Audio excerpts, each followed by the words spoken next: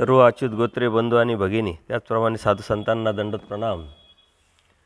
आपण सर्वज्ञ श्रीचक्रप्रभू निरूपित ज्या परमेश्वराने या जीवाच्या हिताकारणे भल्याकारणे अनंत लीळा केल्या, त्या अनंत लीळांचं चिंतन करत आहोत.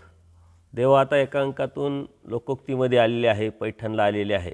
आणि या पैठण नगरीमध्ये अनेक जीव जे आहे, जे कन्वेचे आहे, अधिकाराचे आहे, त्यांची अयोग्यता फेडून योग्य करण्यासाठी परमेश्वर पैठणला असल्यानंतर भोगनारायणाच्या मंदिरात बायसांसोबत परमेश्वर आहे. आणि अनेक भक्त लोक, सद्भक्त ब्राह्मण हे देवाच्या दर्शनाला येतात. आता सर्व पैठणमध्ये देवाची चर्चा झालेली आहे, कारण प्रत्येकजण आपापल्या परीने एकमेकांना सांगत असतो. परमेश्वराची जी श्रीमूर्त आहे अत्यंत सुंदर आहे, सौंदर्य, औदार्य, लावण्य, कृपा करुणेने भरलेली. त्यामुळं साहजिकच सर्व गावामध्ये चर्चा झाल्यानंतर काही जे संस्काराचे ब्राह्मण असतात ते देवाच्या दर्शनाला येतात. आणि काही ठिकाणी परमेश्वर स्वतः जातात. त्यांची कणव असेल, त्यांची योग्यता असेल, अशा पद्धतीनं परमेश्वर काही ब्राह्मणांकडे जातात. त्यातलेच एक ब्राह्मण आपण बघितले, वामदेव. त्यांना भूतसृष्टी वश होती असे ते सांगत होते. आणि त्याच्या नावाखालीच धर्माच्या आड स्वतःचं जे बी आहे दुकानदारी ते चालवत होते. परमेश्वराने त्यांचा भ्रम दूर करण्यासाठी त्या झाडाखाली ते साधना करत बसले.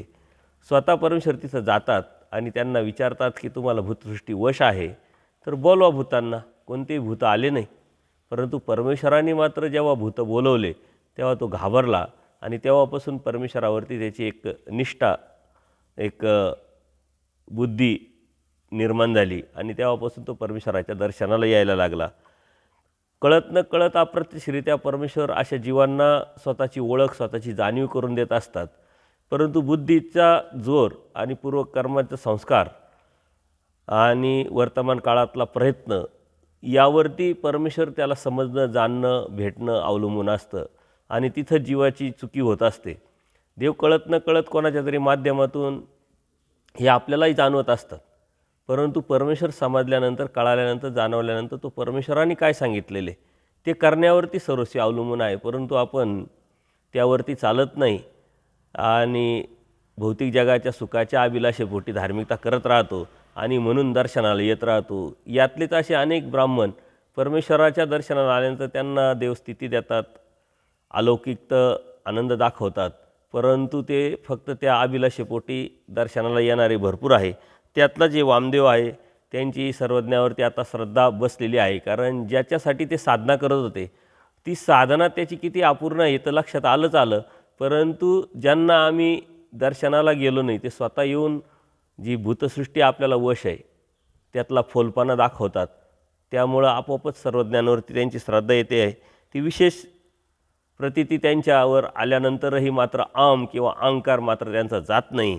कारण सर्वज्ञानिशी त्यांचा भाव आहे, वाढलेला आहे, प्रतीती वाढलेली आहे. परंतु ते परमेश्वराला दर्शनाला येताना कधीही मोकळ्या मनाने पूर्णपणे स्वीकारून आलेले नाही. ते रात्री यायचे जेणेकरून कोणी बघू नये. आणि येतानाही कपडा डोक्यावरती संपूर्ण शरीर झाकेल अशा पद्धतीनं ते घोंगडी वगैरे घेऊन यायचे.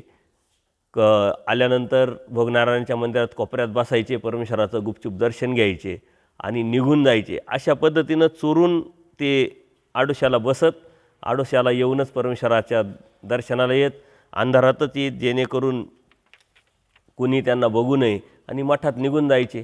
एक वेळ असेच सद्भक्तांच्या ते लक्षात आलं की हे वामदेव येतात संध्याकाळी, गुपचूप येतात, लपून येतात. ज्यांना माहिती त्यांना माहिती, परंतु ज्यांना माहीत नाही ते म्हणले हे कोण आहे देवा?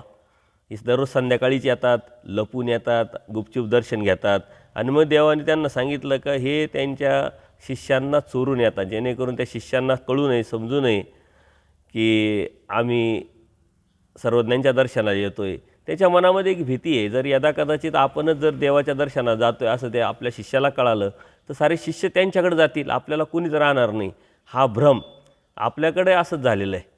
परमेश्वराने आपल्याला जाणीव करून दिलेली, परंतु पूर्णपणे परमेश्वराला परमेश्वर म्हणून आपण स्वीकारलं पाहिजे. धर्माचा आपण अभिमान घेतला तर धर्म अभिमान घेत असतो, परमेश्वराचा अभिमान घेतला तर परमेश्वर आपला अभिमान घेत असतो. परमेश्वर निराभिमान आहे. परंतु आपण अभिमान घेतल्यानंतर ते परमेश्वर अभिमान घेतात. आपल्या लागे स्वाभिमान. या अनुषंगाने या लोकांना परमेश्वराची जाणीव झाली, परमेश्वराची शक्ती कळाली, सामर्थ्य कळालं, तरीही मात्र जो अहंकार आहे, या अडसर आहे परमेश्वर प्राप्तीचा, तो मात्र त्यांच्यातून ते काढू शकत नाही. आणि अशा पद्धतीने वामदेव दर्शनाला यायचे, परंतु अशा पद्धतीने यायचे जेणेकरून लोकांना कळू नये, दिसू नये, समजू नये. आणि असेच बरेचसे लोक आहे की जे परमेश्वराला गुपचूप चोरून चोरून दर्शनाला यायचे. त्यांना कळतं आहे, समजतं आहे, लक्षात येतं आहे, परंतु तरीही त्यांनी ते पूर्णपणे स्वीकारले नाही. याचं कारण पूर्वकर्माचे अडथळे त्यांनी जोडलेले आहे परमेश्वरामधले त्यांचे. आणि असं काही केलेलं आहे कर्म कधी परमेश्वराचं सन्निधान त्यांना भेटलं आहे, परंतु ते असन्निधानातच असल्यासारखं आहे. असे अनेक सद्भक्त परमेश्वराच्या दर्शनाला येतात.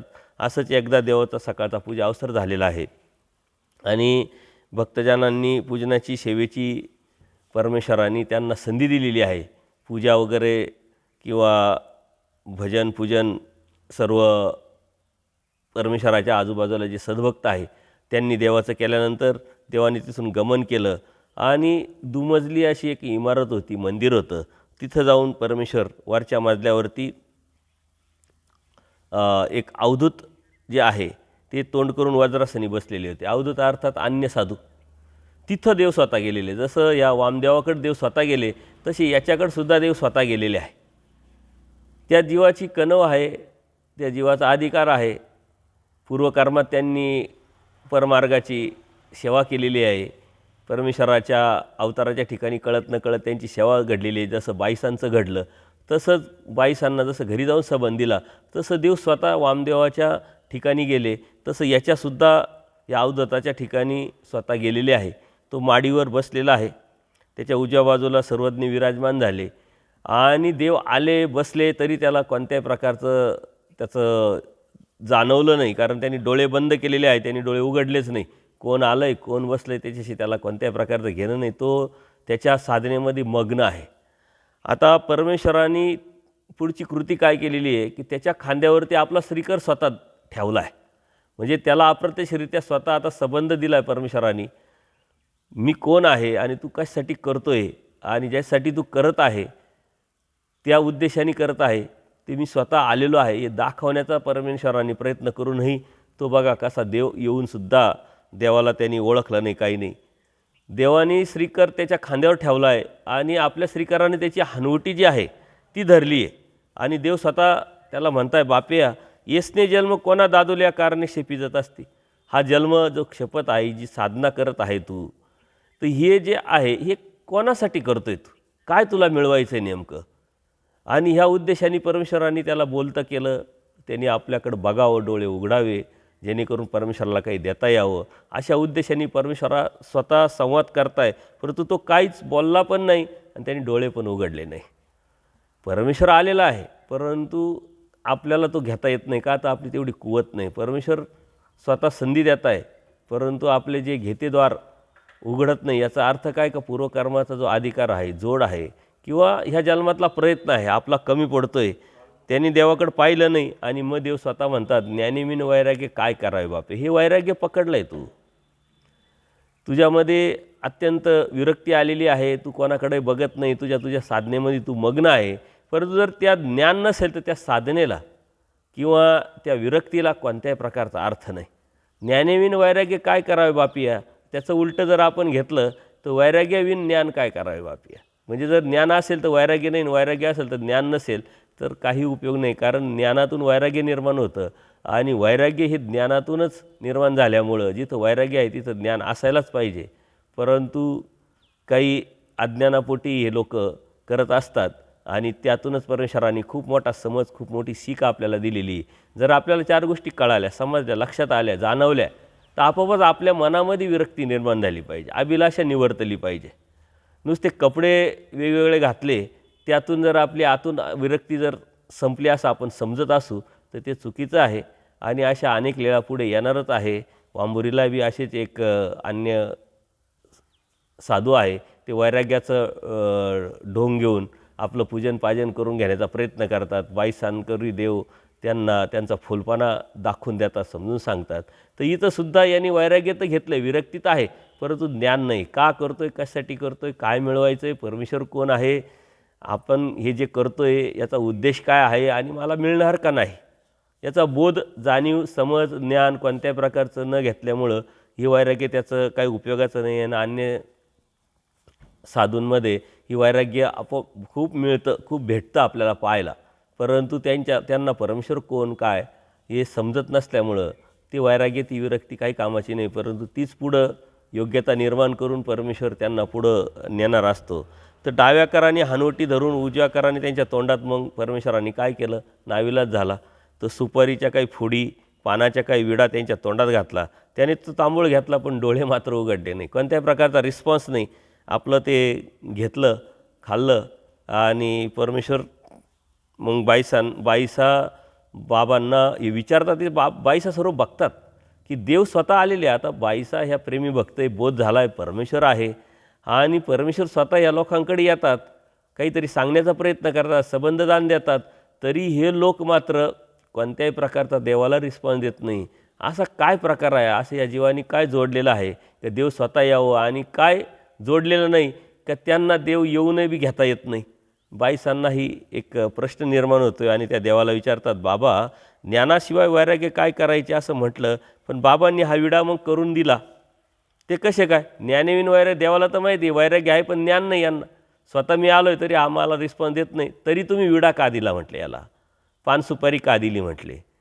कारण बाईसांना असं वाटतं की जर हा रिस्पॉन्सच देत नाही तर मग आपण काय करायचं. तसं आपल्या मनात येतं की आपण एखाद्याला दंडवत घातला तर आपण म्हणतो हा दंडवतच घालीत नाही तर आपण कशाला दंडवत घालायचा, किंवा आपल्याकडे बघतच नाही तर आपण कशाला बघायचं. तर आपण आपली कड केली पाहिजे. परमेश्वरांनी समज दिलेली आहे, ज्ञान दिलेलं आहे की आपण आपली कड, आपल्याला 4 गोष्टी कळाल्या तर आपण आपली ती कृती केली पाहिजे. अन्यथा आपण तीच अपेक्षा केली तर त्याच्यातून आपल्यात काय फरक राहिला. परमेश्वर आहे. परमेश्वर सकळ जीवाचं चिंतन करणारा आहे आणि सकळ जीवाची विषय व्यवस्था परमेश्वरांनीच केलेली आहे.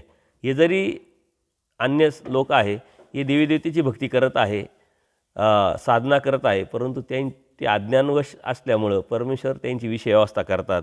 आणि मग देव म्हणतात, बाई हा आयासग्राशी, अन्नाचा वासना न करता कोणी जर काही दिलं तरच घ्यायचं, अन्यथा कोणाची वासही पाहिजे नाही. कोणीतरी आणून देईल, कुठंतरी मागवून घेऊ, ही सुद्धा त्याला अपेक्षा नाही म्हटले. तर हा आयासग्राशिया म्हटले. आणि तिथं देवाने आयासग्राशियाचा दृष्टांत सांगितला आहे. ह्या आयासग्राशियाचा दृष्टांतातून परमेश्वर अप्रत्यक्षरित्या ही साधकाची जी अवस्था आहे ती सांगताय. कारण डोमेग्रामला असताना परमेश्वरांनी हा दृष्टांत जो आहे आचार्यांना सांगितलेला आहे. तर पूजनीय माईम भट्टांना सांगितलेलं आहे. कारण माईम भट्ट देवाकडे जेव्हा येतात त्यांना बोध होतो तेव्हा ते विचारतात प्रवृत्ताचा आचार आणि निवृत्ताचा आचार कसा आहे.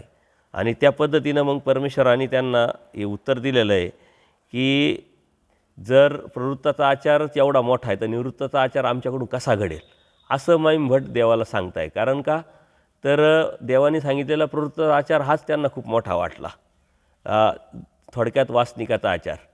आणि परमेश्वरांनी ते 7 सूत्रांमध्ये सांगितलेले आहे. विचार मालिकेतले 101 नंबरचे जे सूत्र आहे ते 7 सूत्र देवानी जे सांगितले ते वासनिकाचा आचार धर्मच सांगितलेला आहे. तर त्यांना शंका येते का एवढं मोठा वासनिकाचा आचार आहे तर आपल्याकडून कसा होईल. आणि म्हणून देव म्हणतात की होईल म्हटले. शेवंतीचं कोमल टोक ज्याला टोचतं म्हणले.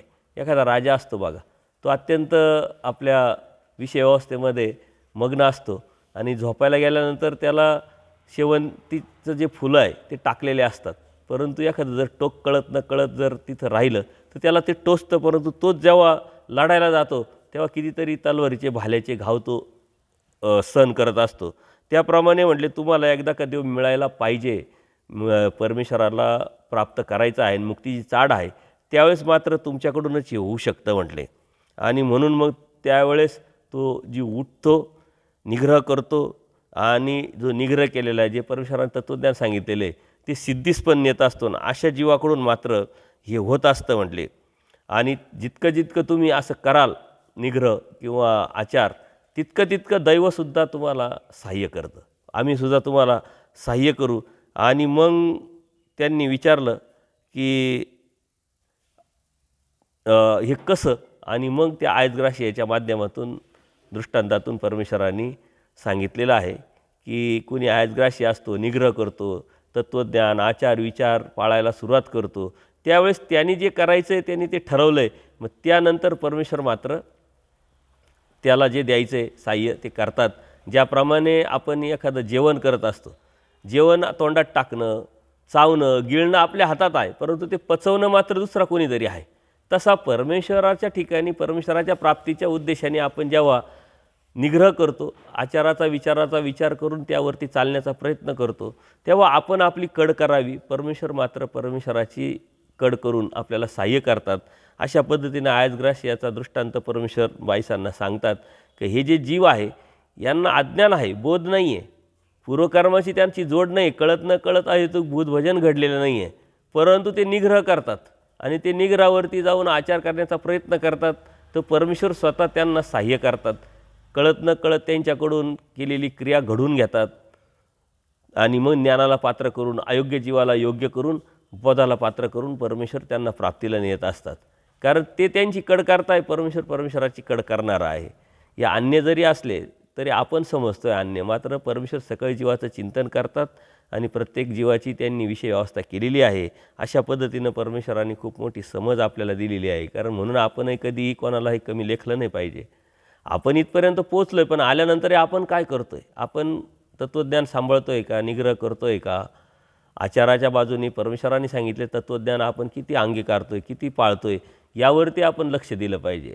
अन्यथा आपण काय करतो की आपण दुसऱ्याकडे बघतो, हा हे करत नाही, तो ते करत नाही, किंवा अन्य लोक किती अज्ञान आहे, किती अंधश्रद्धेत आहे, किती कर्मकांडात अडकलेले आहे, तर त्यांची ती जोड नसल्यामुळं परमेश्वर मात्र त्यांचीही जोड निर्माण करून देणार आहे. जशी आपली कधीतरी जोड नव्हती, कळत न कळत आपण केलेल्या भूतभजनामुळं आपल्याला परमेश्वराचा ज्ञान प्राप्त झालं, परमेश्वराच्या कडेने आपल्याला ते ज्ञान परमेश्वराने दिलं, म्हणून आपल्याला समजलं, म्हणून परमेश्वराची भक्ती आपण करायला लागलेलो आहे. तसा प्रत्येक जीवाची ही ज्ञानपाळी परमेश्वर देतच असतात आणि जोपर्यंत ती ज्ञानपाळी संपत नाही तोपर्यंत या सृष्टीचा संहार होत नाही.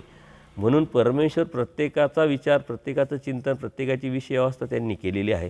म्हणून आपण आपली कड केली पाहिजे, आपण आपला आचार विचार तत्त्व सिद्धांत समजून उमजून करण्याचा प्रयत्न केला पाहिजे. परमेश्वर आपल्याला साह्य करतात नक्की.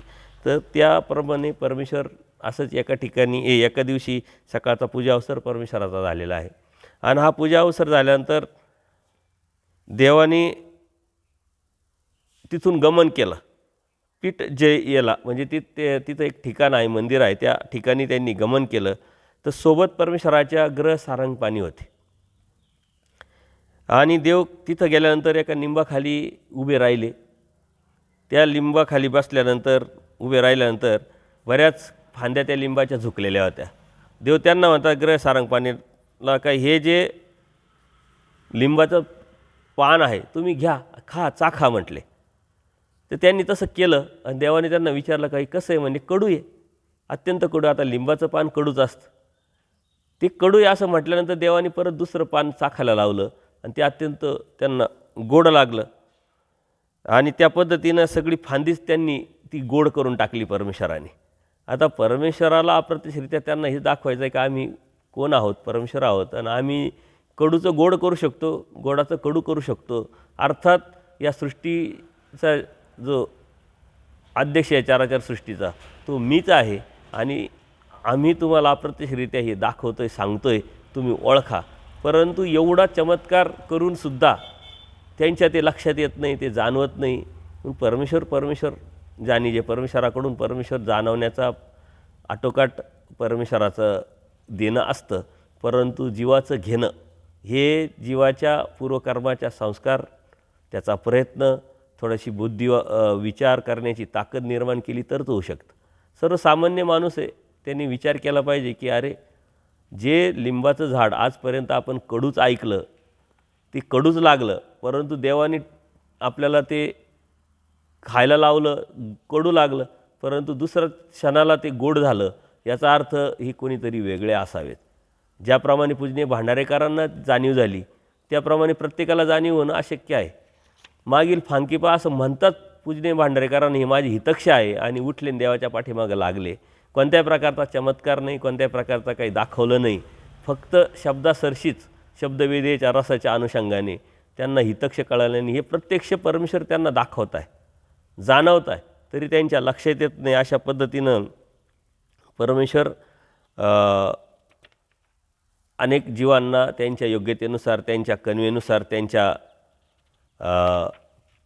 प्रवृत्तीनुसार, संस्कारानुसार काहीतरी दाखवण्याचा, काहीतरी सांगण्याचा आणि त्यांची अयोग्यता योग्य करण्याचा, त्यांचे जे परमेश्वराच्या भक्तीचे जे अडसर आहे ते काढण्याचा प्रयत्न करतात.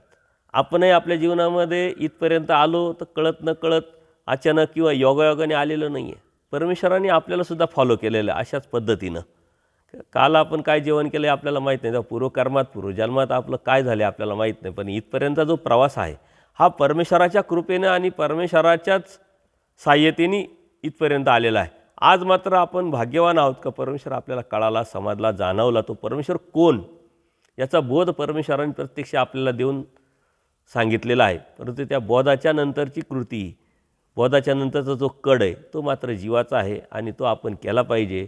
या लीळेच्या माध्यमातून परमेश्वर हेच आपल्याला समज देतात, ज्ञान देतात, बोध देतात की तुम्ही कसं राहायला पाहिजे, कोणत्या पद्धतीनं राहायला पाहिजे. ज्ञानेविन वैराग्य तर विरक्ती निर्माण करायची आहे तर ज्ञान घेऊन, समज घेऊन त्यावरती चालणं हे अत्यंत महत्त्वाचं आहे. अन्यथा ते विरक्ती आहे परंतु ज्ञान नसेल तर ते अविधीला कारण होऊन धर्मावरून जाण्याची शक्यता आपली निर्माण होऊ शकते. म्हणून आपण कोणती गोष्ट करत असताना IQ गोष्टीवरती लक्ष न देता किंवा पाहण्यावरती लक्ष न देता शास्त्र काय सांगते, परमेश्वराने दिलेली समज काय आहे, ज्ञान काय आहे, आचारप्रणाली काय आहे, विचारप्रणाली काय आहे, परमेश्वराने आपल्याला हे सांगण्याचा का बोध दिलेला आहे, समज का दिलेली आहे, तर त्यात येईपर्यंत हा प्रवास आपला अत्यंत खडतर आहे. परमेश्वराला माहीत आहे की याला कसं कसं आम्ही आणलेलं आहे आणि आल्यानंतर मात्र परमेश्वराला इच्छा नाही की इथून जावं. परमेश्वराला प्राप्तीशिवाय त्यांनी आता कोणत्याही प्रकारची उद्देश घेऊ नये.